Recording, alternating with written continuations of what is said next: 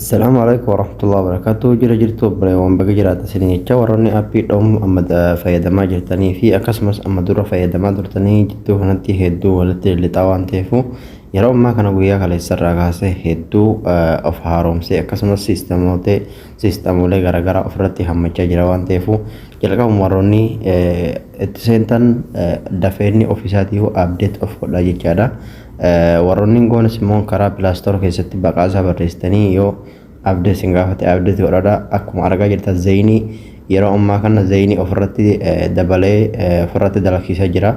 Zayinii bilaashii jechaadha. Amma dura hin qabu ture. Awanni kun yeroo daqiiqaa muraasa booda dura abdeeti godhee zayinii akka ajaa'ibaatti dalagu jechaadha.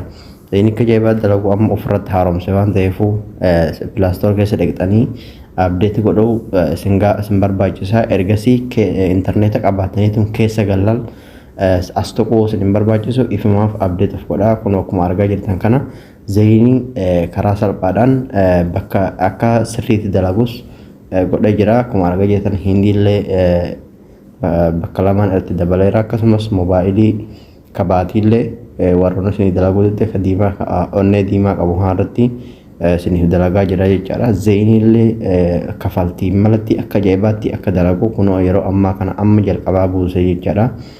Jaawwee silaa durumaan dalagaa jira. Warra moobaayilii immoo kabaatii fayyadamaa jirtan akkana kunoo as arma gaditti argaa jirtan jedhee yaada. Kana amma dura hin qabu ture. Wantoota kana lamaan reefu eda galgala itti dabalee jechaadha. Haalaan isiniif dalagaa. Kazayinii kafaltii malee ka gadii kanarra kaa'atanii moobaayilii immoo ka 60 ka olii kanarra ka 3ffaa sanarra kaa'atanii jechaadha. Akka ajaa'ibaa isinii dalagaa jira waan ta'eefu suuqa pilaastor keessa dhaqaadha. Abdeet godhaa itti fayyadamaa dhaamsa kiyya. Akkasumas sheer laayikii godhaadha. Namoota bira akka ga'u godhaa. Chaanala kiyyas warroonni haaraa taatan subscribe naa gochuudhaaf na jajjabeessaa. Subscribe godhaa. Kafaltii isin gaafatu viidiyoolee ilaalaa irraa fayyadamaa.